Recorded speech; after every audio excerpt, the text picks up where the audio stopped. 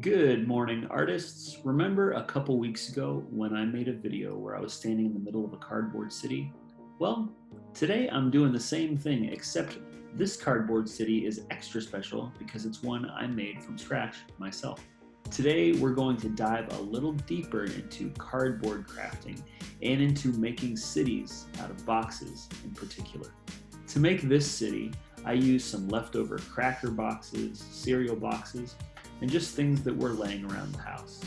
Like I mentioned in that earlier video, the first step in making box art is often covering up the labels in your boxes. For my city, I needed to cover up the cracker labels, the cereal labels, and all the words that were on these boxes because I thought they would kind of be distracting. Have you ever gone to a birthday party or a holiday party where you're exchanging gifts? It's kind of the same idea. You don't want the people who are getting the gifts to see what's inside. So I looked for whatever paper I had around my house.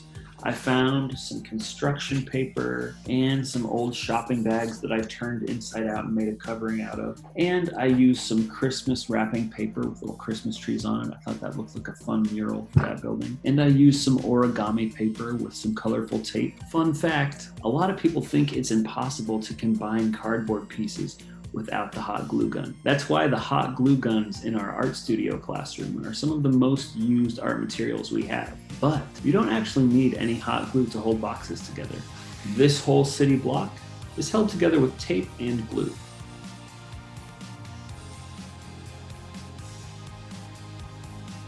Now that I've covered my boxes with paper and attached them to a cardboard base, I can start to think about the scale of the buildings that I'm making. What does scale mean? Scale is a word that means a ratio of size in a map, model, drawing, or plan. It's important to know what size of person we're making the building for. For those of you who like to make cardboard projects for your dolls or your action figures, it can sometimes be frustrating when you've spent all this time and energy making a really cool building and then your action figure doesn't fit. So we're going to start with measuring. I started with three options, these three different figures in different sizes, and I put them next to my boxes to see which was the best fit. I decided to go with the smallest option, this little paper person, who's about 1.25 inches tall.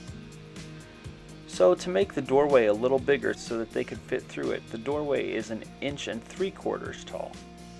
And then I needed to make each floor a little taller than that. So I made each floor 2 inches tall, and I divided my box into 2-inch sections.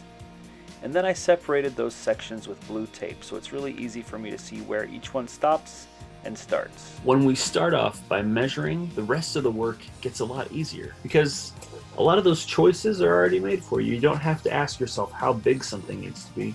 You have a general sense, once you've figured out the scale, how big each window and how big each door needs to be. And that kind of frees up your imagination to spend some time creating and decorating instead of trying to figure out those logistical issues.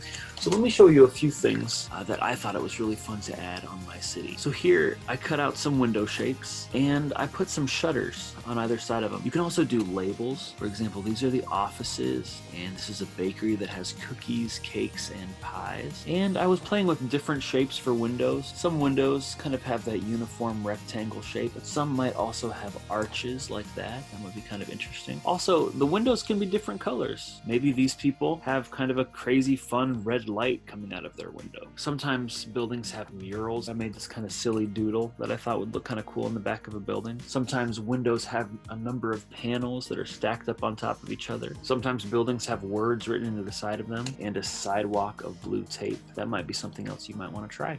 If this sounds like fun for you, then my challenge for you today is to collect a bunch of boxes from your recycling center, tape them all together, and make your own city block inspired by mine. But if this does not sound like fun to you today and you want to try something else, you are absolutely free to make something else. Because the most important thing for any art activity is that your creative muscles are engaged and that you're practicing what it feels like to make something and to be creative. Whenever you're done, you can upload a photo or a video of your work so that I can see and comment. Have a wonderful time creating today, and I look forward to seeing what you made.